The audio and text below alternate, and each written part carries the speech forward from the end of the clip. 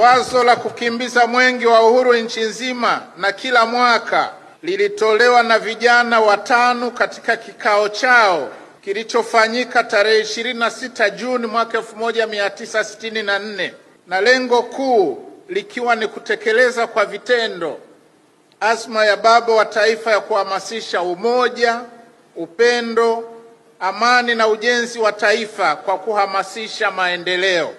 Kauli mbiu ya mbio za mwenge wa uhuru mwaka huu inasema jitokeze kushiriki uchaguzi mkuu wa mwaka 2025 kwa amani na utulivu. Na kauli mbiu hii inalenga kuwakumbusha na kutusisitiza Watanzania wote kutumia kikamilifu haki yetu ya kikatiba ya kushiriki uchaguzi mkuu kwa amani na utulivu. Napenda kuhakikishia kuwa katika uchaguzi wa mwaka huu 2025, serikali ya Jamhuri ya Muungano wa Tanzania na serikali ya Mapinduzi ya Zanzibar itaendelea kusimamia kwa dhati na kwa haki misingi ya demokrasia na kuhakikisha kuwa wananchi wanatumia haki yao ya kikatiba ya kushiriki uchaguzi kwa uhuru, kwa wagombea nafasi mbalimbali za uongozi na kuchagua viongozi wenye sifa wanaowataka. Ili uchaguzi mkuu uweze kufanyika kwa ufanisi, amani na utulivu, ninapenda kutumia jukwaa hili kusisitiza mambo muhimu yafuatayo ili yazingatiwe.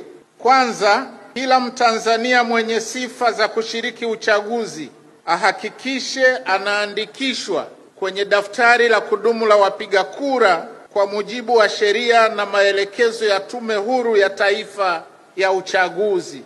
Pili, wapiga kura wanahimizwa washiriki katika kampeni za uchaguzi ili kusikiliza wagombea wa nafasi mbalimbali wakinadi sera zao na za vyama vyao, na hii ni muhimu ili kuwawezesha kufanya uamuzi wa uhakika juu ya kiongozi anayefaa kuchaguliwa. Aidha, katika kipindi hicho ni muhimu kuhakikisha hali ya usalama, utulivu na amani unadumishwa. Tunawaasa wananchi wote na hususan vijana wawe waangalifu na watu wasioitakia mema nchi yetu kwa kuepuka kutumwa vibaya kufanya vitendo vya uvunjifu wa amani. Utulivu na amani tulio nayo ni tunu na hatuna budi kuilinda kwa nguvu zote kwa maslahi ya taifa letu. Na nne, wadau wote wa uchaguzi na hususan vyama vya siasa tunawahimiza na kuwakumbusha kuwa wana wajibu mkubwa wa kuhakikisha kuwa uchaguzi unafanyika katika hali ya amani na utulivu kwa kuendesha kampeni zenye staha na kuzingatia sheria na miongozo mbalimbali ya uchaguzi. Ikumbukwe uchaguzi mkuu unafanyika kwa kuzingatia Katiba ya Jamhuri ya Muungano wa Tanzania ya mwaka 1977 ibara ya 42, ibara ndogo ya pili na ibara ya 65, lakini pia sheria ya uchaguzi namba 1 ya mwaka 2024, Katiba ya Zanzibar ya mwaka 1984 pamoja na sheria ya uchaguzi ya Zanzibar namba 4 ya mwaka 2018.